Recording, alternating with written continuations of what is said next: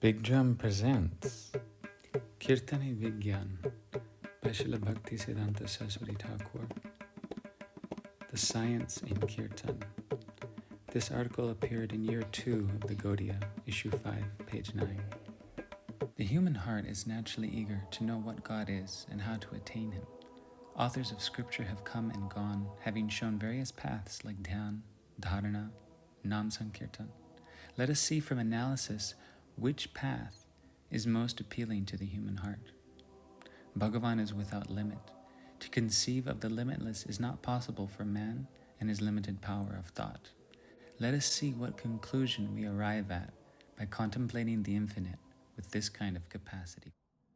We see that if we have to contemplate something, we really need the mind to have one pointed focus, because the mind is always scattered. Generally, it is impossible to keep the mind steadied on one thing for too long. I sat to do anik in seclusion, but what happened to my anik? Every topic in the world started popping into my head and flitting to the next with each passing second. Like a bee rushing from one flower to another for honey, my mind began to flit from one sense object to the next. I could not bring it under control, no matter how I tried.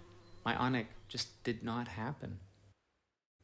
If the scattered mind can't come under control, if it can't focus, how can one grasp what one is thinking about? If the scattered mind can be tamed and applied with singular focus to the object of contemplation, then whatever one is thinking about can be comprehensible. If a student in school is simply thinking about playing and having fun while he is studying, will he be able to study?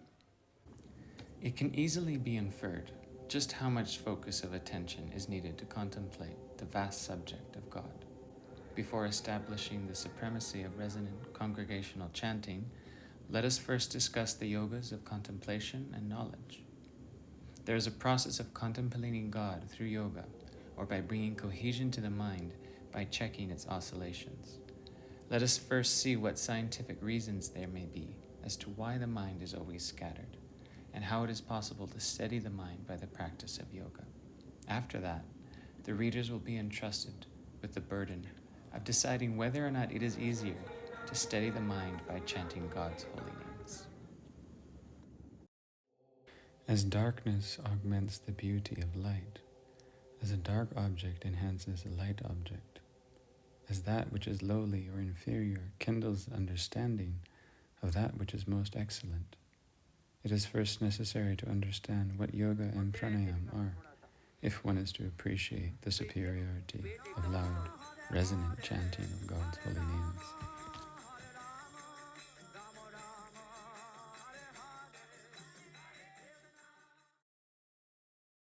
All created objects in this world are comprised of atomic and subatomic particles. These atomic particles are always drawn to each other. This is why the Earth, which is composed of fewer atoms, is drawn to the Sun, which has a greater atomic mass, and is in orbit around it. This body of ours, which is also composed of atomic particles, is always drawn to the Earth and remains fixed to it. That is called physical gravity. A thin person, whose figure contains fewer atoms, is lighter than a large-bodied person, whose body contains more atoms, because the greater amount of atoms in a heavy-bodied person are being drawn more to the Earth. Anyone who knows science is familiar with this. Earth's gravity functions in a more or less straight line. Suppose a stick has a hole drilled in a straight line through the middle of it, from top to bottom, and that stick is stood upon the ground so that the Earth's gravitational pull falls within that channel running through the center of the stick. That stick will stay standing upright on the Earth without any support, but not if it is crooked. And if the gravitational pull of the Earth strays a hair in any direction, the stick will become unstable and fall over. Stunt artists utilize this principle. Keeping their bodies poised perfectly atop a wire stretched over a void, they are able to cross back and forth. The spinal column we have in our bodies is situated at the perfect center of our bodies. So if we keep our spine straight, the Earth's gravitational force falls within the space that runs from the base of the spine to the top of our heads. This is how the spine is kept straight in the practice of yoga. Now let us see what an anu, an atom, is. Scientists say that an anu is made of a dhan, a positive charge, or the protons and neutrons of the nucleus, and 8 rin, electrons, which are negatively charged. In every anu, these energetic particles, one nucleus, and usually 8 electrons, coexist like Prakriti and Purush, male and female counterparts.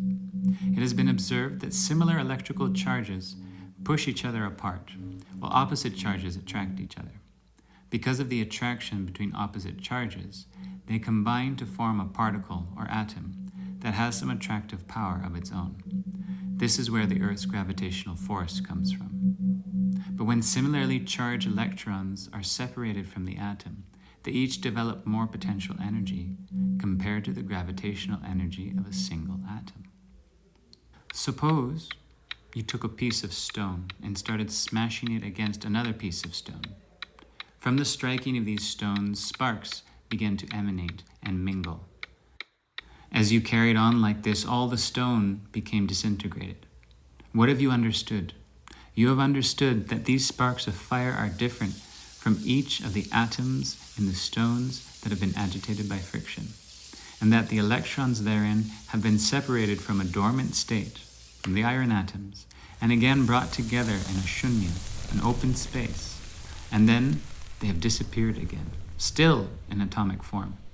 If all these agitated particles were to come together again, then the stones that were disintegrated by friction would be reconstituted. The supramundane śabda-brahma, divine word that is Śrīnam, is so far above all these conceptions of material science. The living entities can only become kritakritya, fulfilled, if they realize this fact. Come, beautifully wise readers, gentlemen and ladies, Sri Gurudev has manifested the immaculate current of the Suradhuni, the celestial Ganges of Krishna Kīrtana in this material world, and is forever preoccupied with cooling this desert-like world that is bereft of the rasa of Gaura Kīrtana.